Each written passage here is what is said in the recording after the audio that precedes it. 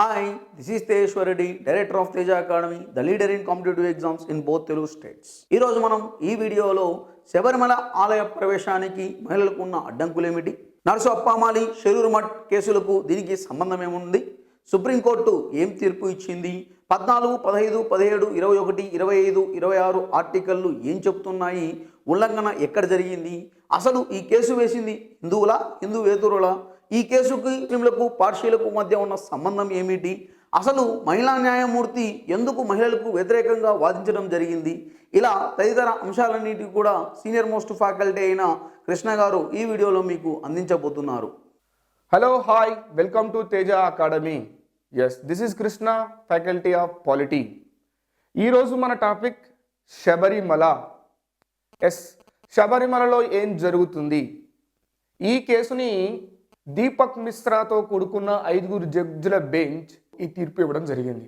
ఏం తీర్పు ఇచ్చారు, శబరిమల గురించి ఏంటి అన్న విషయం మనకు తెలుసుకుందాం. శబరిమలలో డైటీ అంటే మూర్తి ఇచ్చిన వారు శబరిమల లార్డ్ అయ్యప్ప. లార్డ్ అయ్యప్ప ఇక్కడ ఏమని భావిస్తారు అంటే ప్రాణ ప్రతిష్ఠ అని భావిస్తారు. ఎస్, ఇన్ఫ్యూజన్ ఆఫ్ లైఫ్ అంటారు. అయ్యప్ప ఎవరు అంటే ఎటర్నల్ సెలబ్రిటీ అంటారు, నాస్తిక బ్రహ్మచారి అని భావిస్తారు. ఈ కేసులో ఏమని ఛాలెంజ్ చేశారు అంటే మహిళలకి ప్రవేశం ఇవ్వాలి అని చెప్పేసి ఛాలెంజ్ చేశారు. ఈ కేసుకు ముందు కొంచెం చారిత్రక నేపథ్యాన్ని చూద్దాం.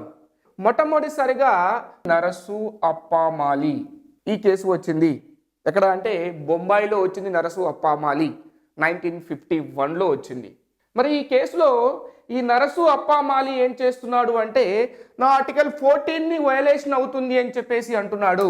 What is article 14? Rule of లా.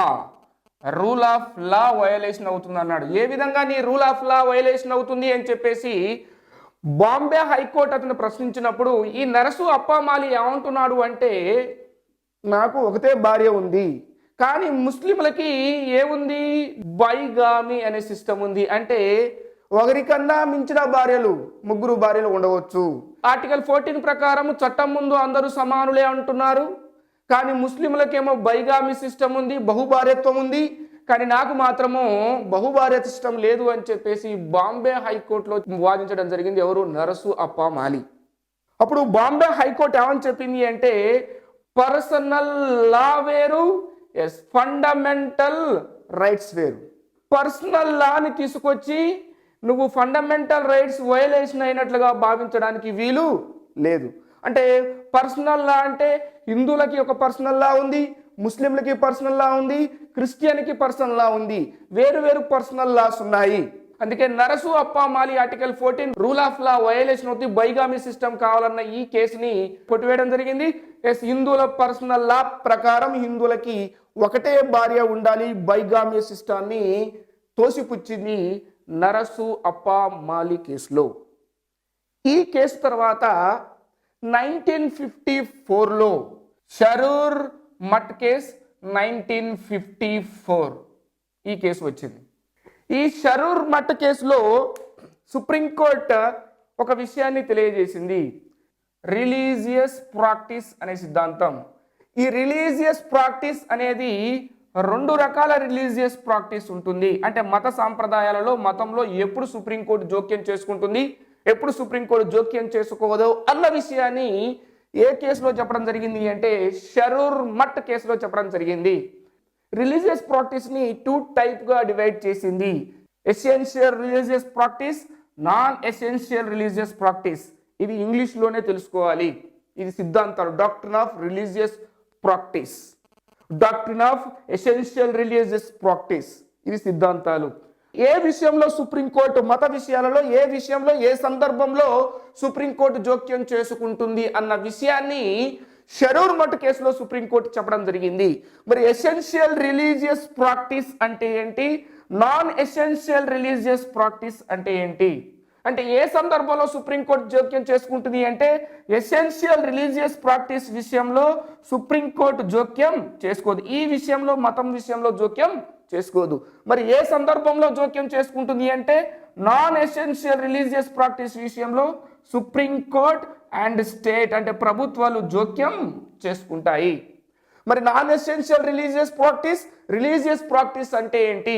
మరి హిందువులు అగ్నిని పూజించడం ఎసెన్షియల్ రిలీజియస్ ప్రాక్టీస్. అదేవిధంగా టపాసులు పేల్చడం నా ఎసెన్షియల్ రిలీజియస్ ప్రాక్టీసా? లేదు, ఎసెన్షియల్ రిలీజియస్ ప్రాక్టీస్ కాదు. ఆ టపాసులు పేల్చడం వల్ల గాలి కాలుష్యం ఏర్పడుతుంది, వాతావరణ కాలుష్యం ఏర్పడుతుంది.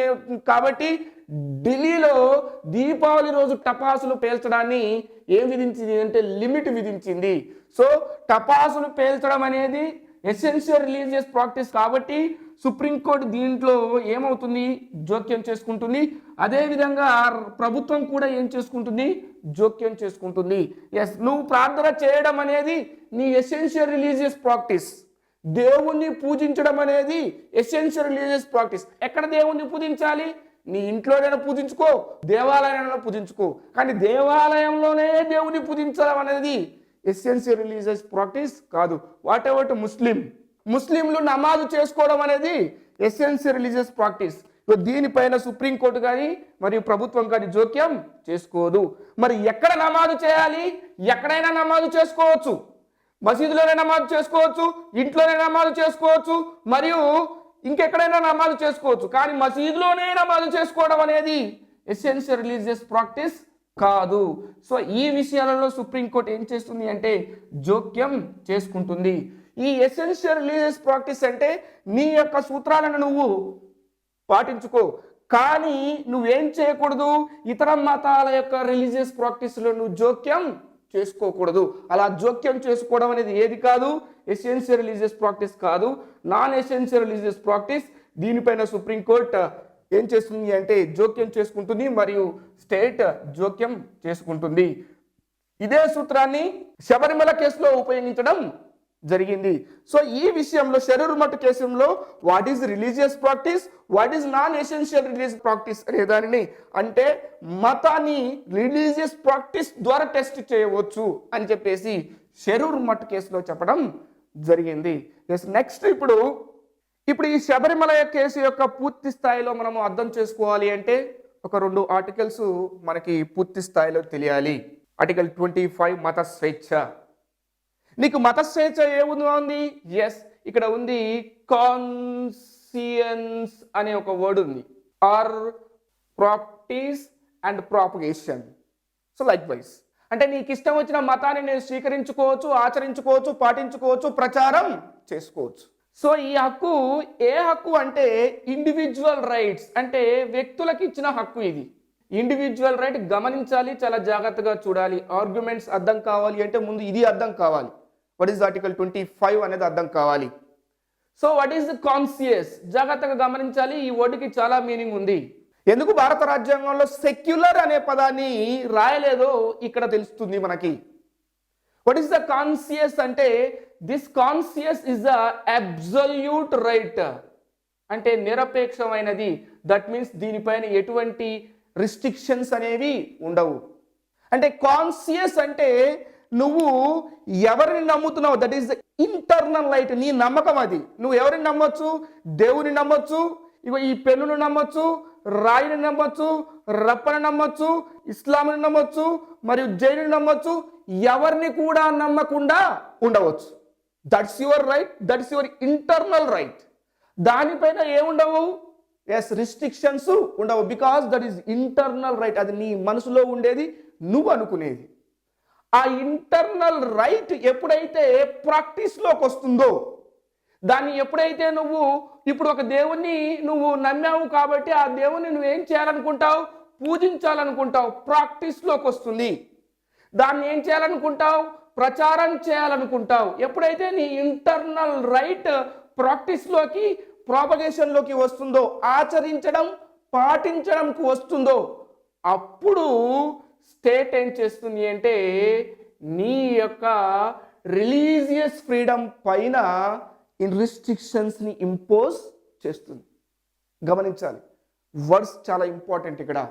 ఎప్పుడైతే నీ ఇంటర్నల్ రైట్ నీ ఇంటర్నల్గా ఉందో, స్టేట్ నీ పైన ఎటువంటి పరిమితులు విధించదు. We have to take religion.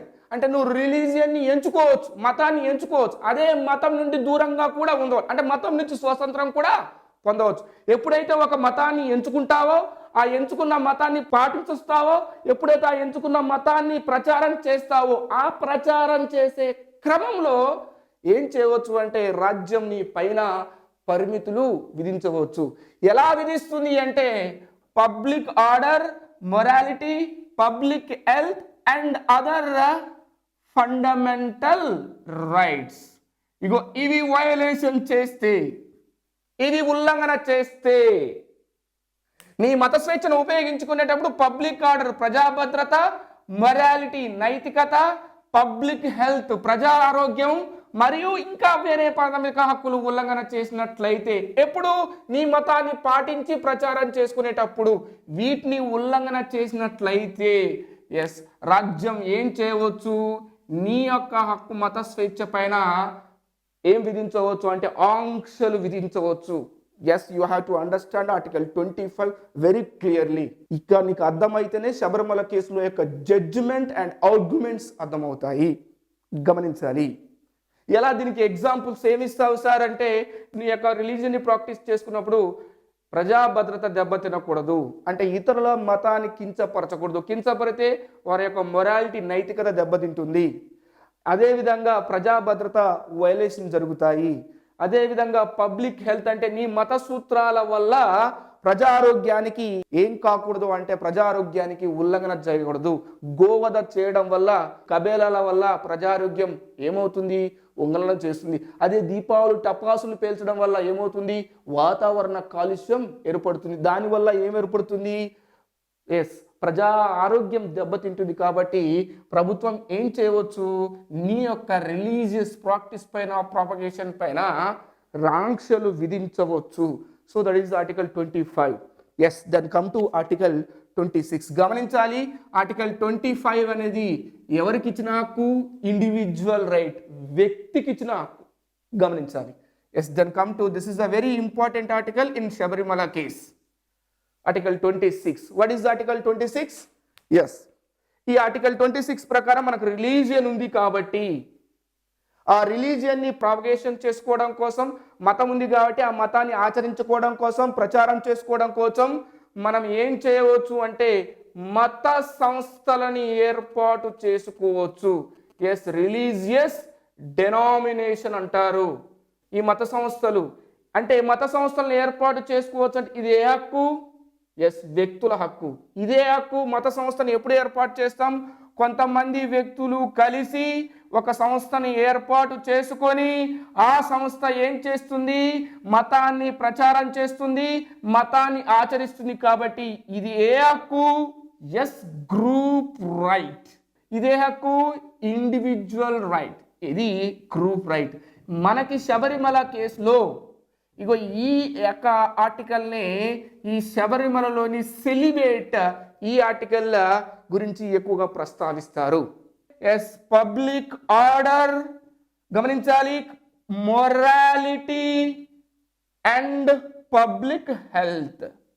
Conditions గమనించాలి, అక్కడ కండిషన్స్ 4 కండిషన్స్, 4 రిస్ట్రిక్షన్స్, ఇక్కడ రిస్ట్రిక్షన్స్ 3 రిస్ట్రిక్షన్స్. ఏంటి అవి, public order, yes morality and public health. ఇవి వయలేషన్ జరిగితే ఈ యొక్క మత సంస్థల పైన, రిలీజియస్ ఆర్గనైజేషన్ యొక్క ఈ రైట్ పైన, గ్రూప్ రైట్ పైన స్టేట్ ఏం చేయవచ్చు, దట్ మీన్స్ ప్రభుత్వం ఏం చేయవచ్చు, రిస్ట్రిక్షన్స్ విధించవచ్చు. దట్ మీన్స్ ఇక్కడ గమనించినట్లయితే ఇక్కడికి తేడా ఏంటిది, అదర్ ఫండమెంటల్ రైట్స్. ఈ గ్రూప్ రైట్ ఒకవేళ అదర్ ఫండమెంటల్ రైట్స్ ని కనుక వయలేషన్ చేస్తే ఆ వయలేషన్ లో ఎవరు ఇంటర్ఫియర్ కారు, స్టేట్ ఇంటర్ఫియర్ కాదు. అదేవిధంగా ఇంకా ఎవరు ఇంటర్ఫియర్ కారు, సుప్రీం కోర్టు కూడా ఇంటర్ఫియర్ కాదు అని చెప్పేసి ఎవరు వాదిస్తున్నారు అంటే శబరిమల అయ్యప్ప భక్తులు వాదిస్తున్నారు.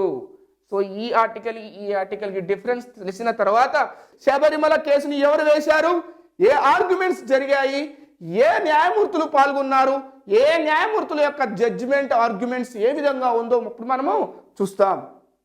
ఇప్పుడు శబరిమల కేసు, అసలు శబరిమల కేసు ఏ చట్టం పైన పడింది, శబరిమల కేసుని ఎవరు వేశారు? శబరిమల కేసు హిందువులలోని మహిళలే వేశారా, లేకపోతే హిందూయేతర వారు వేశారా? ఇప్పుడు మనం చూద్దాం. శబరిమల కేసులో ఏ యాక్ట్ని సవాలు చేశారు? ఆ act Kerala Hindu public worship act 1965. ఈ శబరిమల కేసులో ఈ యాక్ట్ని ఛాలెంజ్ చేశారు. కేరళ హిందూ పబ్లిక్ వర్షిప్ యాక్ట్ని సవాలు చేశారు. గమనించాలి, ఏ యాక్ట్ని సవాలు చేశారని అడుగుతాడు.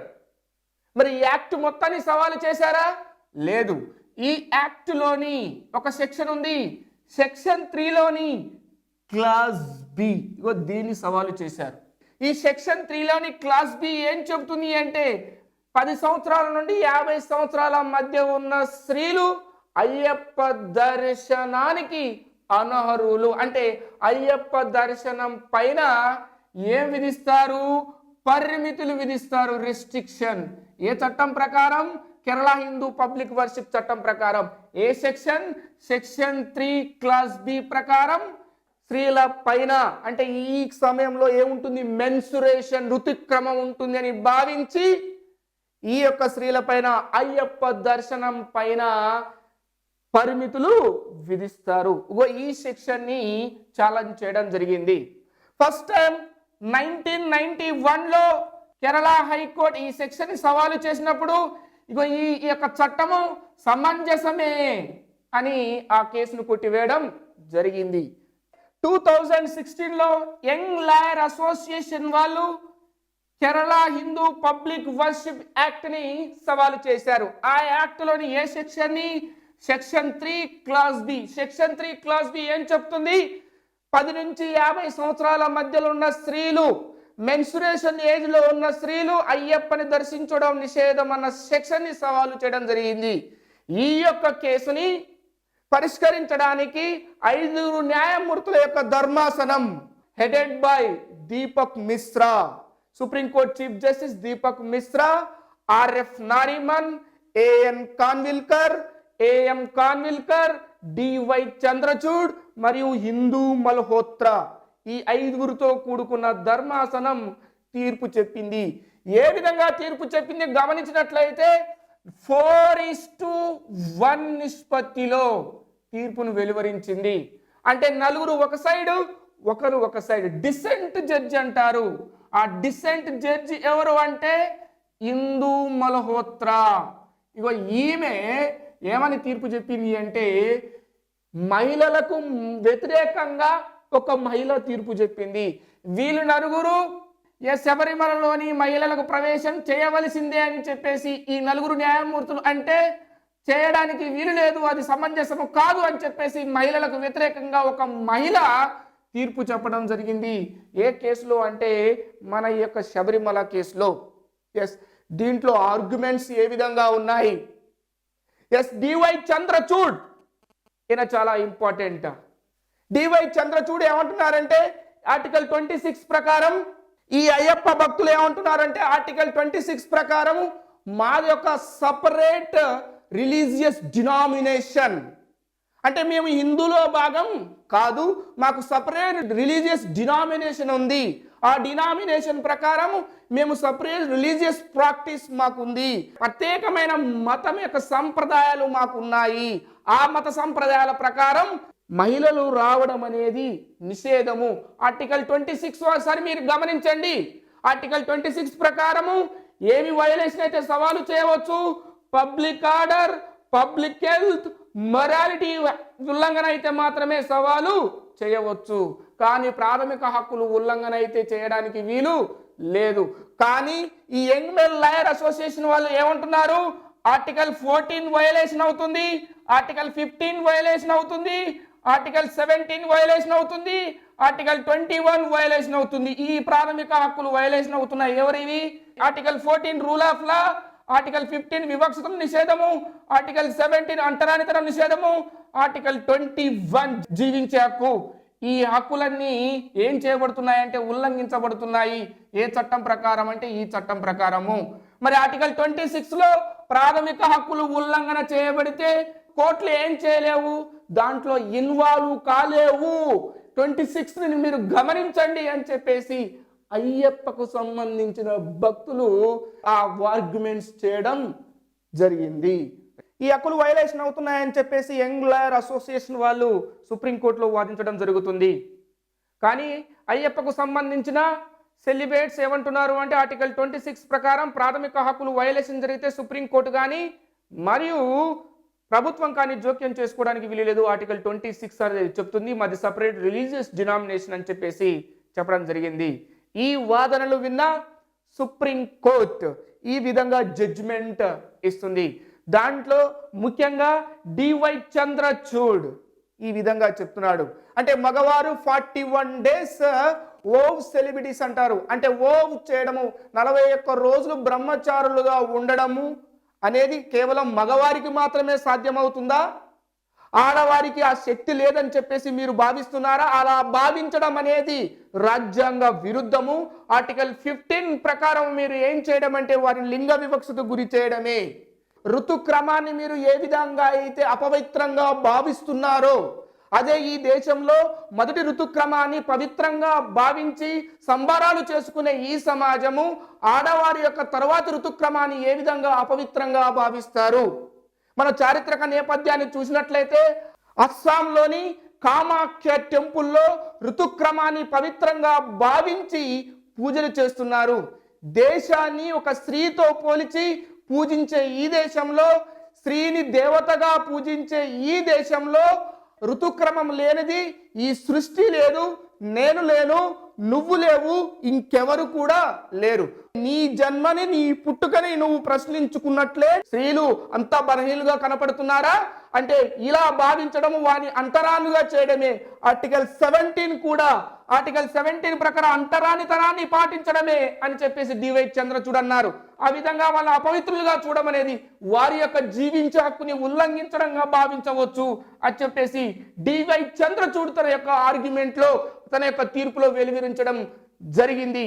ఆ తర్వాత ఆర్ఎఫ్ నారీమన్ అనే సుప్రీంకోర్టు న్యాయమూర్తి మహిళలకి ఋతుక్రమం అనేది ఒక బయాలజికల్ ఆస్పెక్ట్ మాత్రమే, దీని ఆధారంగా చేసుకుని మహిళల పైన వివక్షత చూపుతూ వారి యొక్క రిలీజియస్ ఫ్రీడమ్ని, మత స్వేచ్ఛను ఉల్లంఘించడం ఏమాత్రం సమంజసము కాదు. మత స్వేచ్ఛ అనేది, రిలీజియస్ ఫ్రీడమ్ అనేది, ఫ్రీడమ్ ఆఫ్ వర్షిప్ అనేది, లిబర్టీ ఆఫ్ వర్షిప్ అనేది స్త్రీలకి మరియు పురుషులకి సమానంగా ఇవ్వడం జరిగింది. ఈ దేశంలో మత స్వేచ్ఛ అనేది స్త్రీలకి పురుషులకి సమానంగానే ఇచ్చారు తప్ప ఋతుక్రమం అనే కారణం చేత వారి యొక్క మత స్వేచ్ఛను ఉల్లంఘించడానికి అవకాశం లేదు అని చెప్పేసి ఆర్ఎఫ్ నారీమన్ చెప్పడం జరిగింది.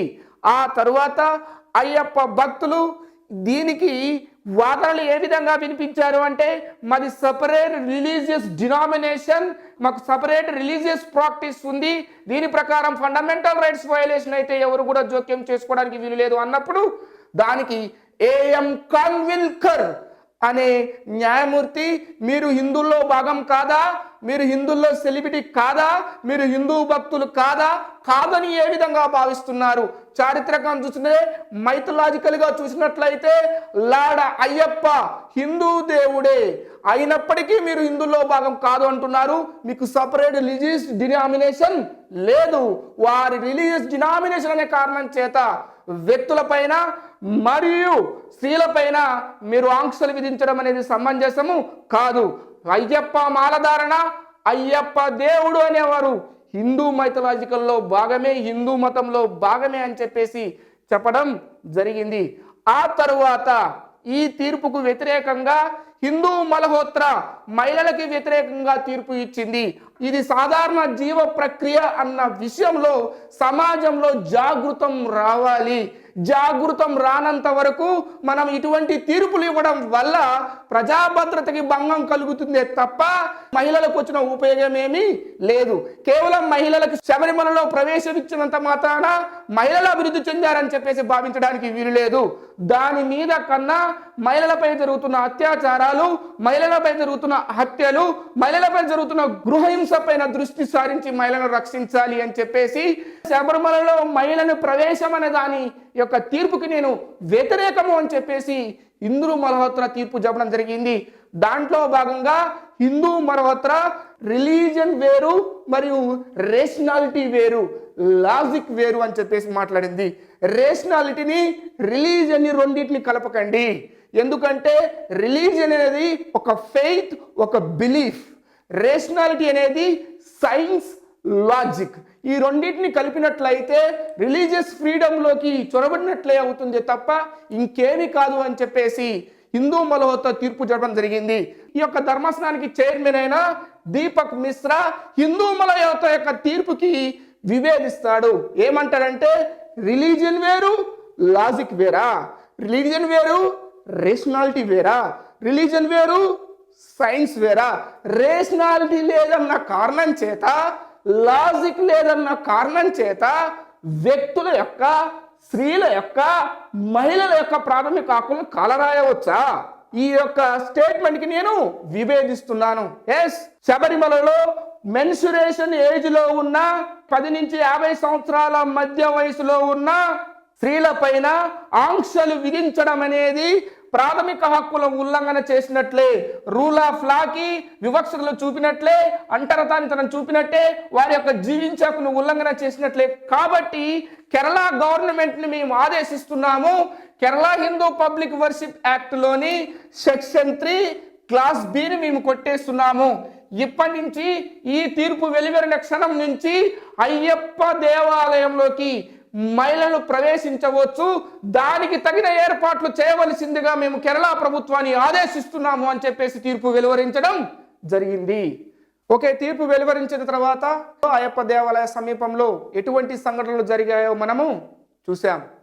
ఆ తర్వాత ఈ శబరిమల తీర్పు పైన అనేక రకాల పిల్లులు వేయడం జరిగింది. ఇంతకు ఈ శబరిమల కేసు వేసిన యంగ్ లాయర్ అసోసియేషన్ వాళ్ళు హిందువులేనా?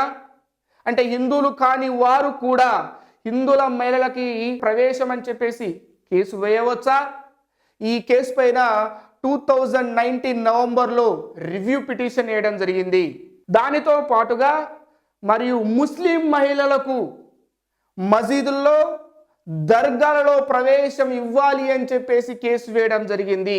అదేవిధంగా పార్సీలు కాని వారిని పెళ్లి చేసుకున్నప్పుడు ఆ పార్సీ మతస్థులు వారిని ఆ యొక్క అగ్ని దేవాలయాలకు రాకుండా ఆంక్షలు విధిస్తున్నారు. అదేవిధంగా వారి యొక్క మతానికి సంబంధించిన వ్యక్తులతో కలవకుండా ఆంక్షలు విధిస్తున్నారు. ఈ కేసు కూడా సుప్రీంకోర్టులో వేయడం జరిగింది.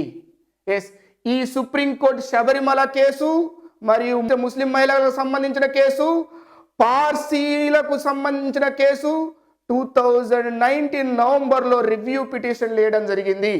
ఇక ఈ యొక్క కేసులన్నింటినీ ఒకటే కేసుగా భావించి రంజన్ గంగోయి నేతృత్వంలో 7 న్యాయమూర్తులతో కూడిన ధర్మాసనాన్ని ఏర్పాటు చేయడం జరిగింది. ఇప్పుడు ఆ తీర్పు వెలువరించే సమయం ఆసన్నమైంది. ఆ తీర్పు ఏ విధంగా ఉంటుందో మళ్ళీ మనము సుప్రీంకోర్టు తీర్పుల్లో చూడవచ్చు.